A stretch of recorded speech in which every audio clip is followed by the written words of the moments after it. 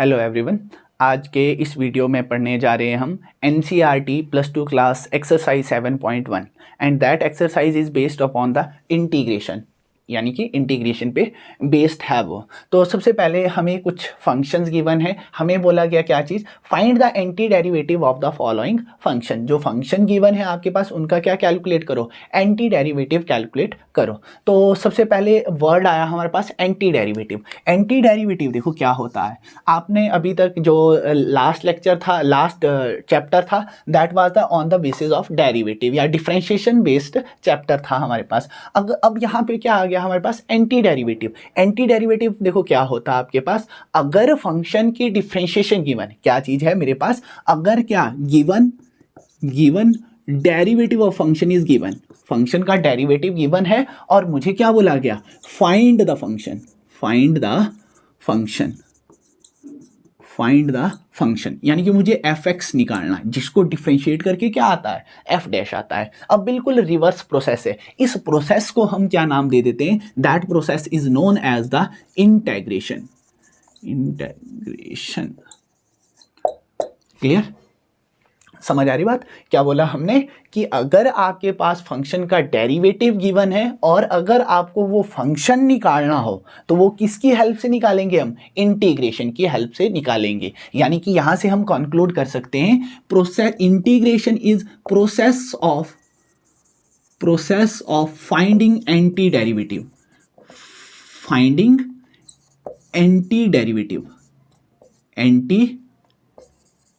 derivatives is known as the integration। अब करके देखते हैं। अब पहला क्वेश्चन है आपके पास, क्वेश्चन नंबर 1 क्या बोला गया, find the anti derivative of sine 2x। क्या बोला गया, इस फंक्शन का क्या कैलकुलेट करो, साइन 2x फंक्शन का क्या कैलकुलेट करो, एंटी डेरिवेटिव कैलकुलेट करो। यानी कि हमें वो फंक्शन देखना होगा जिसको डिफरेंशिएट करके हमारा कितना आया हो, that is equal to sine 2x आया हो। तो क्लियर, तो ऑलरेडी आपने डिफरेंशिएशन पढ़ रखी है, आपको ऑलरेडी नोन है कि किसकी डिफरेंशिएशन साइन x होती है। तो सबसे पहले मेन तो मोटा मोटा हमें ये पता लग जाता है कि जो साइन x डिफरेंशिएशन होती है that is actual of cos. तो हम एक फंक्शन ले लेते हैं, मैंने ले लिया let f of x is equal to minus cos 2x divided by 2। ये फंक्शन मैंने कंसीडर कर लिया, ठीक है। तो अगर आप इसको डिफरेंशिएटिंग बोथ साइड्स, जैसे ही आप दोनों साइड डिफरेंशिएट करते हो तो ये क्या बन जाएगा, f' इज इक्वल टू कितना आ जाएगा आपके पास, -1/2 कांस्टेंट है बाहर, और साथ में क्या आ जाएगा, डिफरेंशिएशन ऑफ cos 2x की differentiation minus of sine 2x into 2। Clear, chain rule. क्या होता है हमारे पास, एक्चुअल रिलेशन हमारे पास ये होता है d/dx of cos ax is equal to क्या होता है आपके पास, minus of sine ax multiplied with a। Clear, तो यही मैंने यहां पे अप्लाई किया, 2 से 2 कैंसल एंड यहां से क्या आ गया, f' इज इक्वल टू कितना आ गया आपके पास, minus into minus plus, that is equal to sine 2x and that equal to given function. Clear, तो अब देखो जो हमने कंसीडर किया, हमने कितना कंसीडर किया था, माइनस कॉस 2x/2। तो यानी कि ये जो फंक्शन है आपके पास, that function is the anti derivative of given function. तो देयरफॉर क्या लिखेंगे हम, anti derivative of given function that is sine 2x is minus cos 2x divided by 2। Clear, तो ये तो पहला क्वेश्चन था। अब क्वेश्चन नंबर 2 की बारी आती है। क्वेश्चन नंबर 2 है आपके पास, क्वेश्चन नंबर 2 आपको क्या बोला गया, find the anti derivative of cos 3x। cos 3x का आपको क्या कैलकुलेट करना है, एंटी डेरिवेटिव कैलकुलेट करना है। यानी कि फिर से हमें एक फंक्शन कंसीडर करना है। तो सबसे पहले cos x किसकी डिफरेंशिएशन, साइन की differentiation, let f of x is equal to, हमने क्या ले लिया, sine 3x divided by 3। Clear, ये फंक्शन हमने कंसीडर कर लिया। अब इसको डिफरेंशिएट करके देखते हैं, डिफरेंशिएटिंग बोथ साइड, जैसे ही आप डिफरेंशिएट करोगे ये क्या बन जाएगा, f' of x is equal to sine की differentiation that is cos 3x into 3 और ये डिनोमिनेटर में 3 एज इट इज कांस्टेंट है। 3 से 3 क्या हो गया, कैंसल। तो अब देखो आपके पास क्या आ गया, it implies f dash of x is equal to cos 3x। Clear. तो यानी कि फंक्शन का डेरिवेटिव कितना आया, cos 3x, और जो हमने फंक्शन कंसीडर किया है वो फंक्शन क्या हो जाएगा आपके पास, anti derivative of given function. तो देयरफॉर क्या लिखेंगे हम, therefore anti derivative of cos 3x is क्या आ जाएगा आपके पास, that is equal to that is sin 3x divided by 3। ये क्या चीज आ जाएगी आपके पास, एंटी डेरिवेटिव आ जाएगा। क्लियर। तो नेक्स्ट क्वेश्चन करते हैं हम। नेक्स्ट क्वेश्चन है आपके पास क्वेश्चन नंबर 3। क्वेश्चन नंबर 3 आपको क्या बोला गया, find the anti derivative of e to the power 2x। Anti derivative किसका कैलकुलेट करना है, e to the power 2x, इसका एंटी डेरिवेटिव कैलकुलेट करना है। तो यहां से हम क्या कर लेते हैं, एक फंक्शन कंसीडर कर लेते हैं, लेट कर लेते हैं। तो अब देखो e to the power x की डिफरेंशिएशन एक्चुअल में वही रहती है, इस पे डिफरेंशिएशन और डिफरेंशिएशन का कोई ज़्यादा फर्क नहीं पड़ता। तो हमने ले लिया let f of x is equal to e to the power 2x divided by 2। Clear, ये फंक्शन हमने कंसीडर कर लिया। अब अगर देखो मैं इसको डिफरेंशिएट करता हूँ, on differentiating both side with respect to x, f dash x will be equal to e to the power 2x divided by 2 multiplied with 2। अब देखो e की power 2x divided multiplied with 2x की differentiation, that is 2x की differentiation 2 से 2 cancel, that equal to e to the power 2x। तो यानी कि यहां से क्या लिखेंगे हम, therefore anti derivative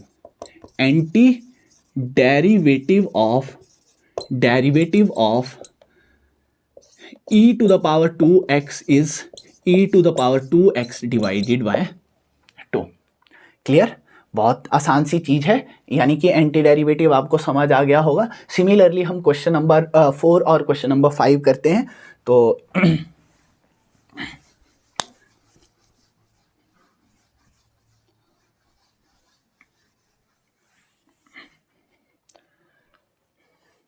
question number 4 है आपके पास, आपको बोला गया क्वेश्चन नंबर 4 में find the anti derivative of this function that is equal to ax plus b to the power 2। इस फंक्शन का हमें क्या करना है, एंटी डेरिवेटिव कैलकुलेट करना है। एंटी डेरिवेटिव यानी कि फिर से हमें एक फंक्शन कंसीडर करना होगा। अब हम अपने माइंड में सोचेंगे कि जो फंक्शन हम कंसीडर करें जिसका डिफरेंशिएशन कितनी आए, ये आए, है ना। क्लियर। तो यहाँ से हमने लेट कर लिया, तो ये कितना आ जाएगा, that is f of x is equal to, मैंने जो कंसिडर कर लिया that is ax plus b to the power 3 divided by 3a, ये मैंने कंसिडर किया। Clear.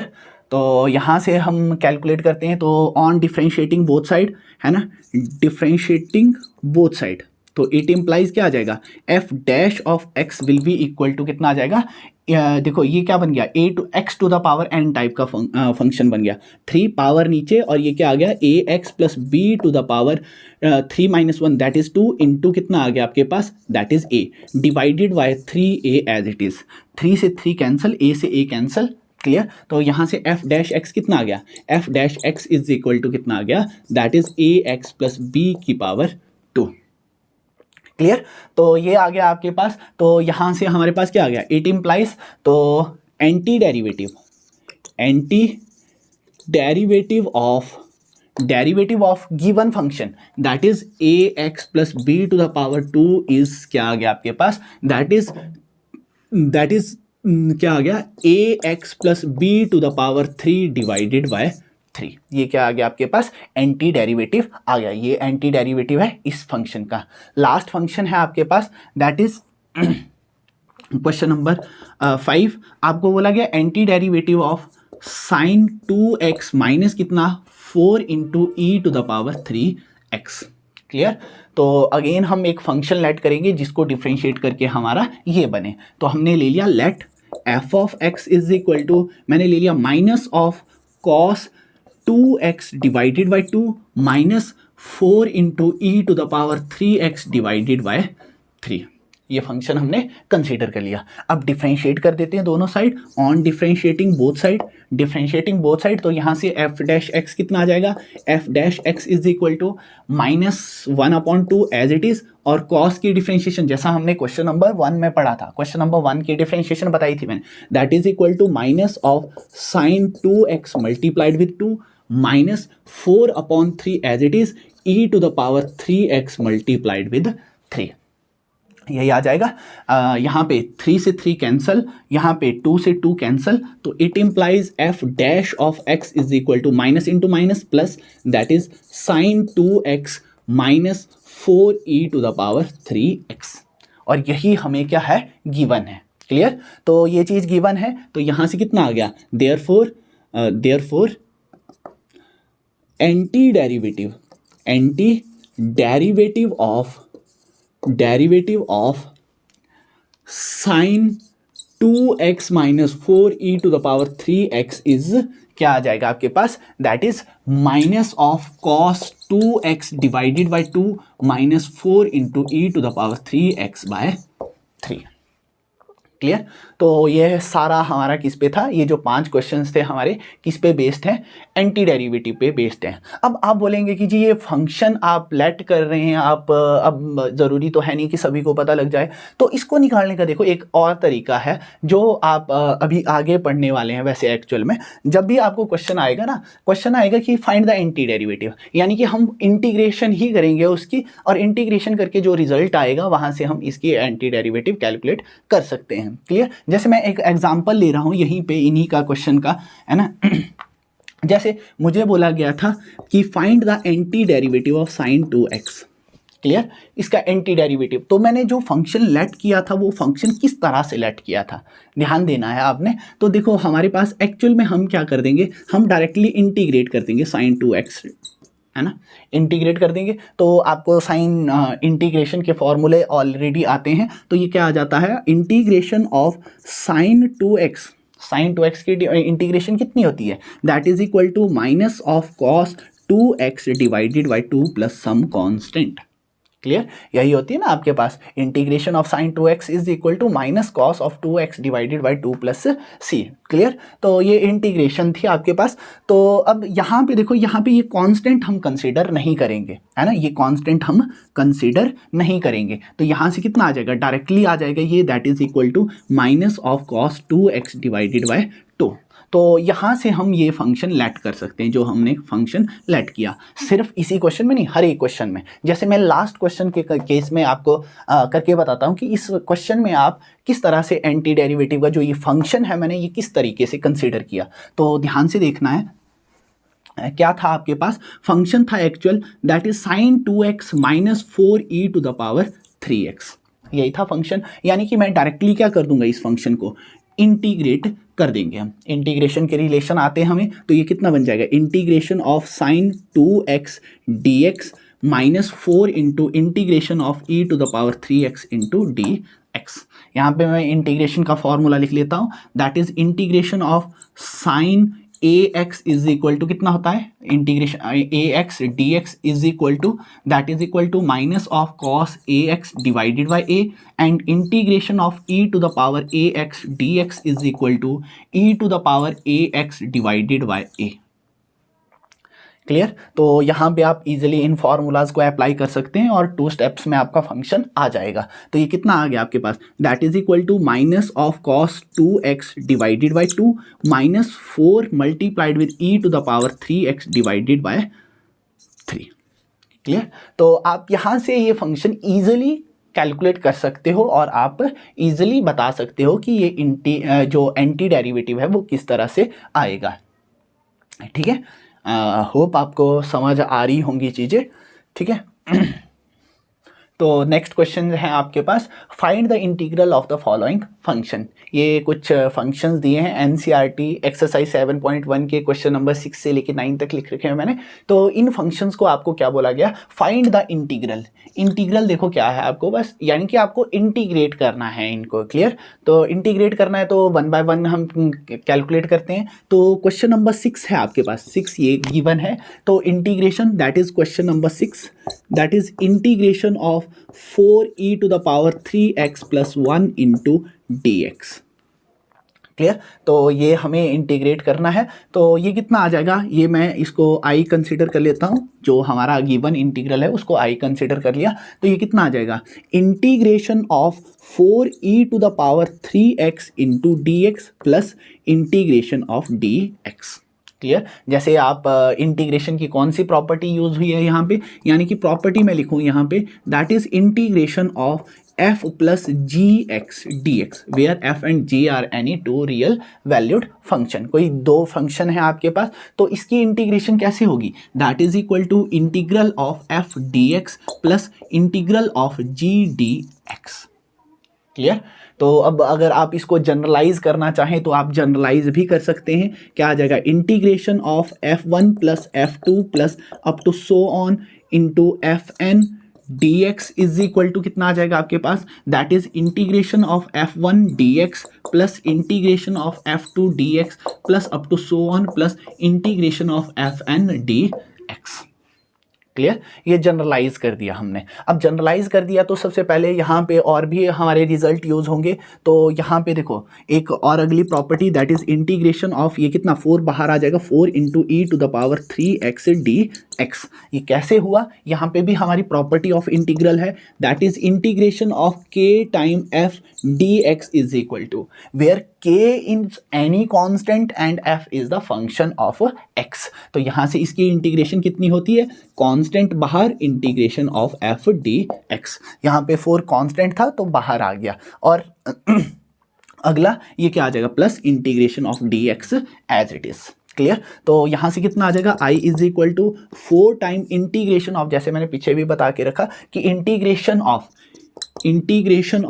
e⁻ax dx is equal to कितनी होती है integration, that is equal to e⁻ax divided by a plus some constant c। Clear. तो आप यहाँ से इसको ऐसे लिख दिया हमने, तो यानी कि इसको इंटीग्रेट ही कर देते हैं डायरेक्टली। कितना आ जाएगा आपके पास, that is equal to 4 time integration of कितनी आ जाएगी, e⁻3x डिवाइडेड बाय 3 प्लस, और यहाँ पे integration of dx is equal to integration of dx is equal to x plus c। Clear. एक कांस्टेंट यहाँ से आएगा, एक कांस्टेंट इस इंटीग्रेशन से आएगा, दो कांस्टेंट आपस में ऐड होके क्या देंगे, एक अनदर कांस्टेंट। इट इंप्लाइज ये कितना आ जाएगा, x प्लस c। तो ये क्या आ गई आपके पास, ये क्या आ गया आपके पास, integral of the given function. Clear. तो होप आपको ये चीज़ें समझ आ रही होंगी।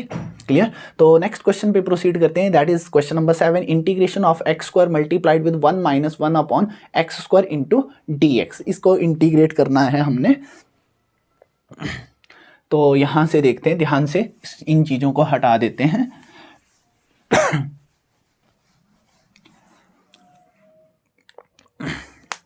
तो ये क्वेश्चन है, क्वेश्चन नंबर 7। क्वेश्चन नंबर 7 कितना आ गया आपके पास, आपको बोला गया evaluate the integral x² into 1 minus 1 upon x² into dx। Clear. तो सबसे पहले हम यहाँ पे बॉड मास लगा के ब्रैकेट्स ओपन कर देते हैं। तो ये कितना आ जाएगा, that is implies i is equal to कितना आ जाएगा आपके पास, that is integration of x² इसके साथ भी मल्टीप्लाई, x² इसके साथ भी मल्टीप्लाई। तो ये कितना आ जाएगा, x² into 1 that is x² minus कितना आ गया, plus into minus minus x² multiplied with कितना आ गया, 1 upon x² into dx। Clear. x² से x² क्या हो गया, cancel, that is i is equal to integration of x² minus 1 into dx। बहुत सिंपल सा क्वेश्चन बन गया। अब यहाँ पे हमारे पास जैसे ये देखो इंटीग्रेशन, ये ब्रैकेट ओपन होगा, integration of x² dx minus कितना आ जाएगा आपके पास, इंटीग्रेशन ऑफ dx।